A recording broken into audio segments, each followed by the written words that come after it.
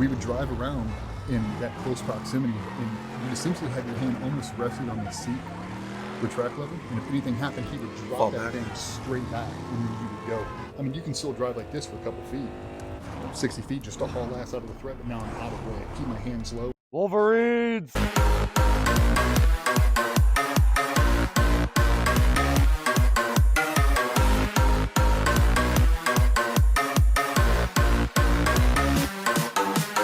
What's going on, guys? Welcome back to the Trench Grenade channel.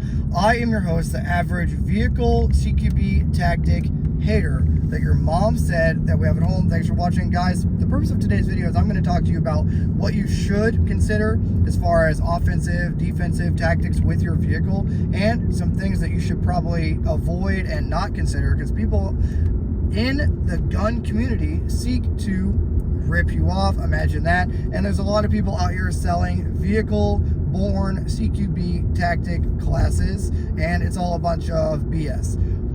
What do you mean, Trench? Well, I'm going to give you my pedigree on this situation. That way I can talk to you about what you should consider and what you shouldn't consider. What you shouldn't consider is as the driver shooting, but we'll get into that in a second. Guys, in 2014 and 2015, I was on a private security detail for the commander of United States Army Europe during the Ukraine, I guess, the invasion of Crimea. We'll just call it that, okay? The first occupation.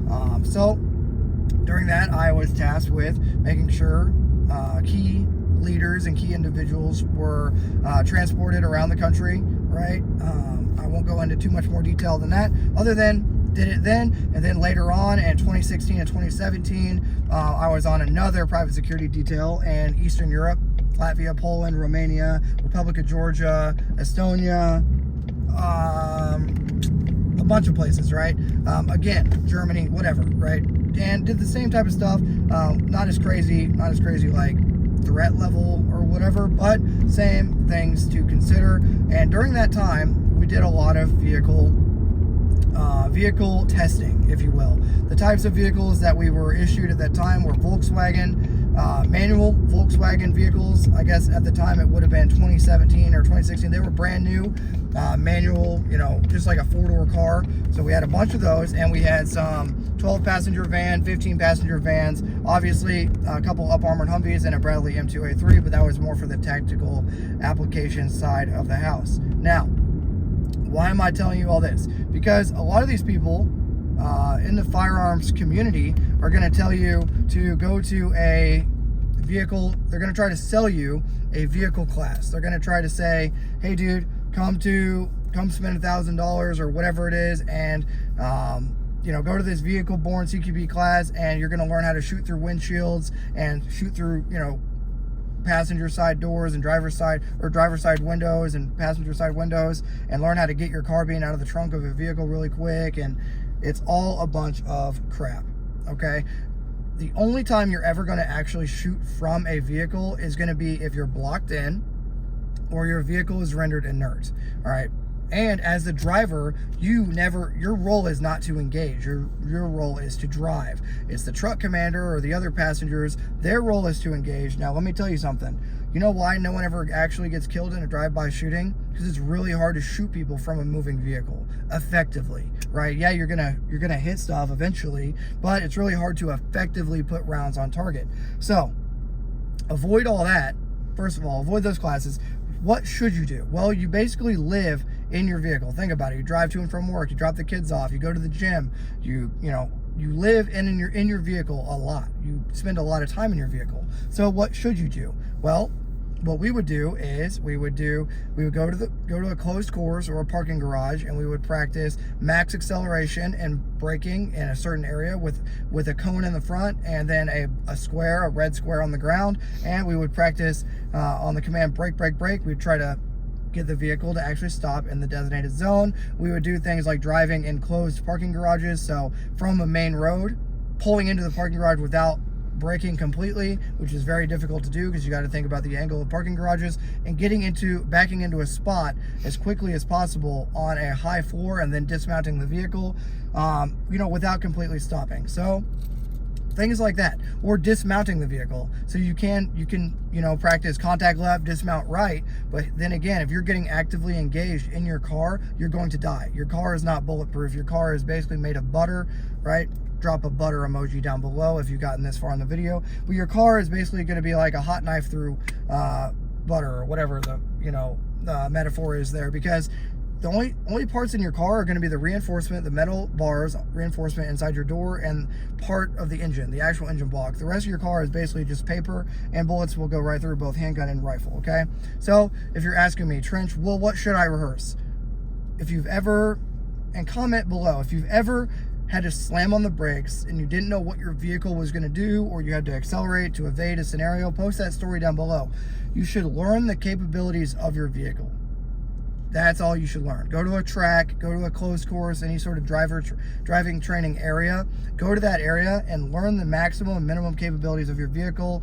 Learn how to back in quickly, drive through cones quickly, and see where you need to accelerate. Slow down when the corner is coming up, and then accelerate through the corner.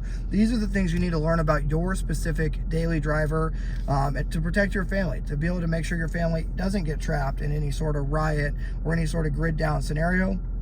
You have to understand the capabilities of your daily driver.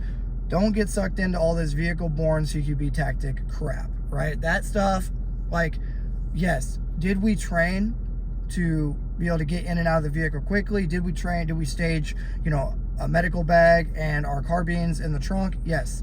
Or shotguns, right?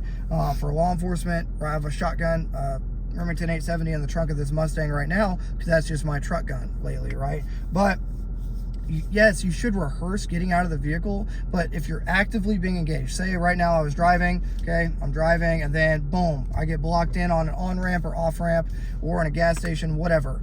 That is the only time that I'm going to immediately begin engaging and get out of the vehicle, right? I'm not even going to put this thing in park. I'm going to get out of the vehicle, get away from the vehicle, right?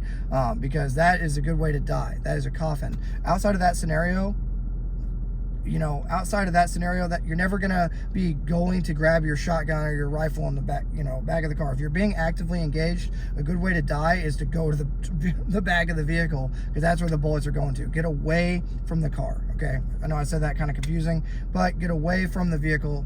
If you're being actively engaged at a vehicle, get out, unless you can drive away. If you can drive away, then drive away immediately, but if you can't drive away, then begin returning fire and get away from the car, because that car is now gonna become a bullet sponge, right? Go watch Black Hawk Down, you'll see exactly what I'm talking about, or any police shooting ever, right?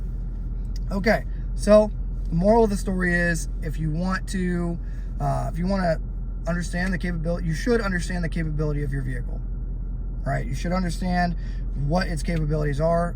Don't go and break the law and go on some crazy course. But in both times I was on PSD, we did, we tested the vehicles, and we did whiteboard instruction and practical hands-on training with the vehicles that we were assigned, whether it be the 15-passenger, 12-passenger vans, or the Volkswagen cars, whatever we were assigned, the Humvee, right? Driving under nods at night, driving, on closed course through rough terrain, whatever, right?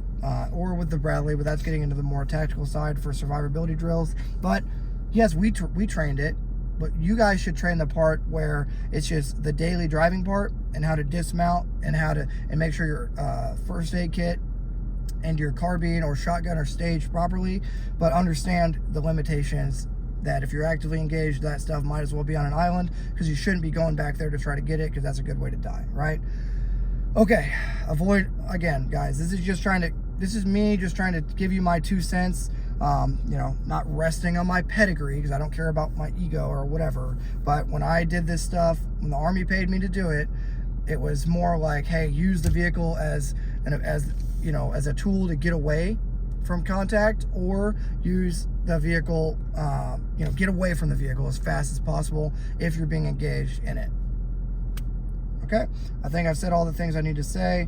Nighthawk is angry because this is like the second or third take of trying to do this video, because my thoughts are all over the place after the gym on pre-workout. I'm trying to save you guys money, and I'm trying to help you guys avoid the gun slop.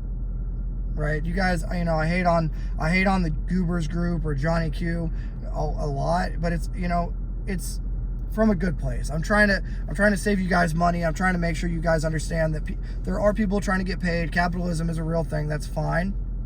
But when it costs you guys, potentially costs you guys your life, you got to avoid that stuff, right? So take whatever knowledge you want or leave it. It's you know, it's whatever. No harm, no foul. Thanks for being here.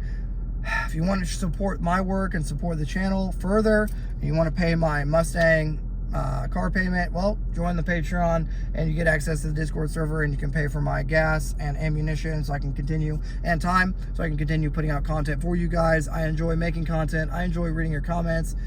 Let me know if you've ever been in a sticky situation with your vehicle where you had to evade or whatever. You were at the 7-Eleven and things went down. Post that story, but don't incriminate yourself down below. Thanks for being here. And until next time, it's going to be Trench Grenade and a very hangry Nighthawk that your mom said we have at home signing out. Cheers. Cheers. Wolverines!